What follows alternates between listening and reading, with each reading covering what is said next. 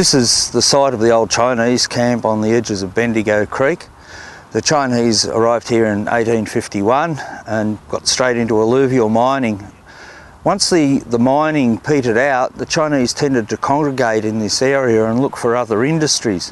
One of the industries that they chose was brickmaking, and this now is the site of Peppergreen Farm, where Access Employment are recreating the Chinese market garden, and in the course of putting a fence around it, they accidentally hit the remains of an old kiln, called in archaeologists who then excavated the kiln.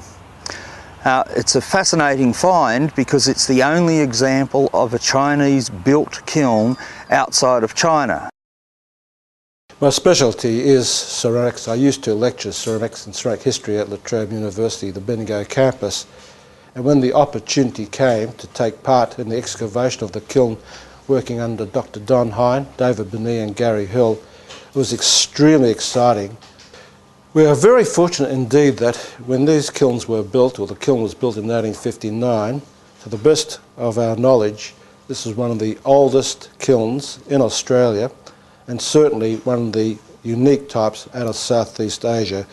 The kiln that was discovered here is approximately 12 metres in diameter, a circular kiln with a domed roof, with a firebox that extends for about 3 metres from bottom to top up into it. It's unusual in that it has a single firebox, although the shape of the kiln's typical of European kilns of the time.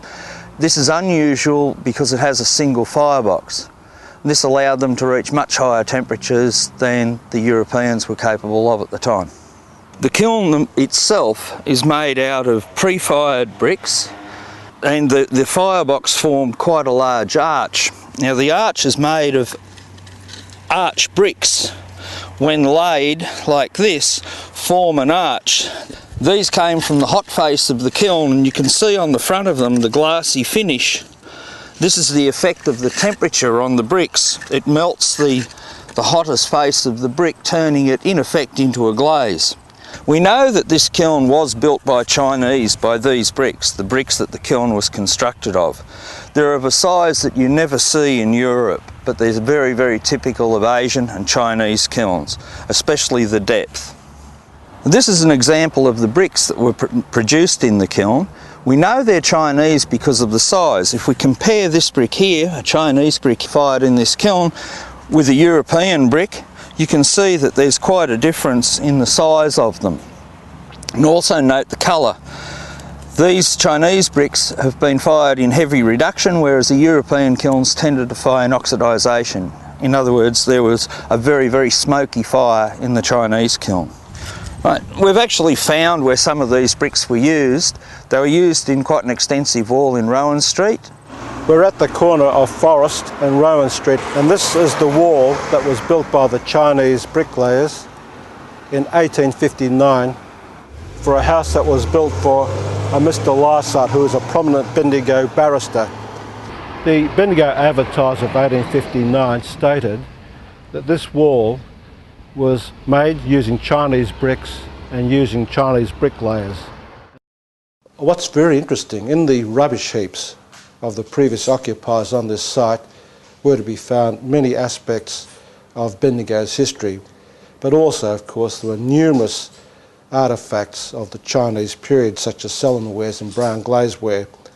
And Heritage Victoria, particularly the Conservation Department, has to be congratulated on the wonderful work they've undertaken to restore and conserve these items that we found.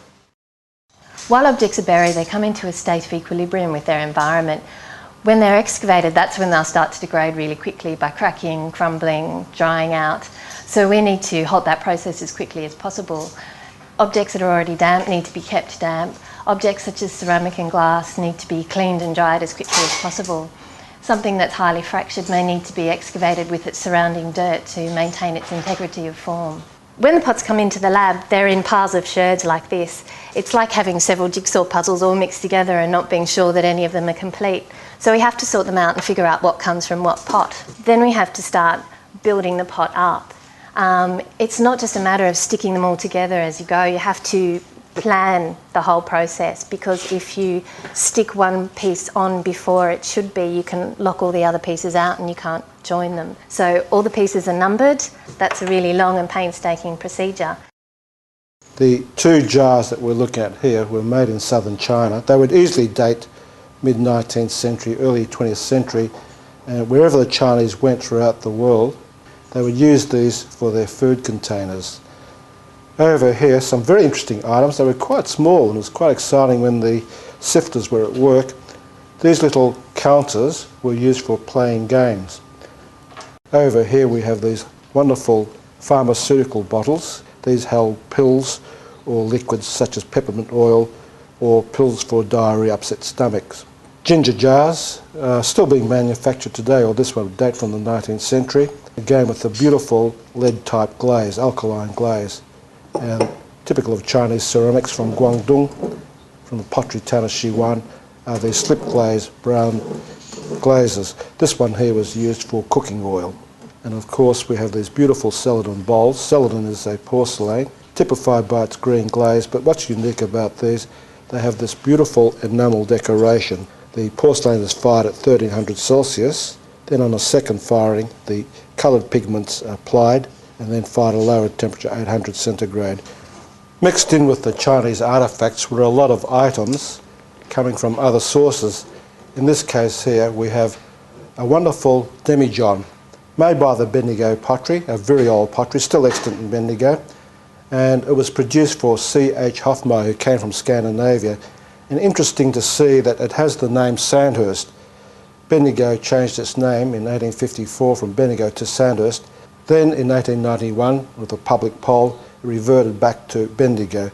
Similarly, there's a little glass jar here, a chemist jar, Thomas Jones, chemist, and that is also marked Sandhurst. Not far from the Chinese camp was a very famous wine and spirit merchant and brewer, William Bruce and Sons. And this is a superb example of what they call the lay-down or egg soda bottle. The idea is that they laid on their side so the cork would be kept wet. Mixed in with the debris at the kiln site were many horseshoes. The Chinese market gardeners had Clydesdales. They used the Clydesdales not only for ploughing the market garden but to take their produce on their carts into the Bendigo town to sell their products. Evident of the Chinese market garden site are these iron implements for tilling the soil, and of course I mentioned the Clydesdale.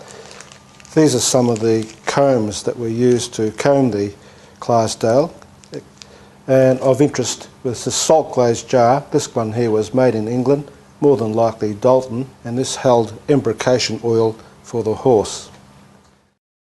Of the numerous articles that we found at the North Bendigo kiln site, probably from the rubbish tip, the two most important items that we found were these stoneware jars. This one here with the brown glaze is typical of what was found in the 19th century from China on the goldfields. Note the little handles here. These were used to tie the corks down. This container here, virtually intact, was used to contain food products. This very large jar, probably the most important one found at the North Bendigo site, is the stoneware jar, fairly large, still with the Chinese inscriptions on the side denoting this was used for wine. And we were very fortunate that we found these at the Bendigo site.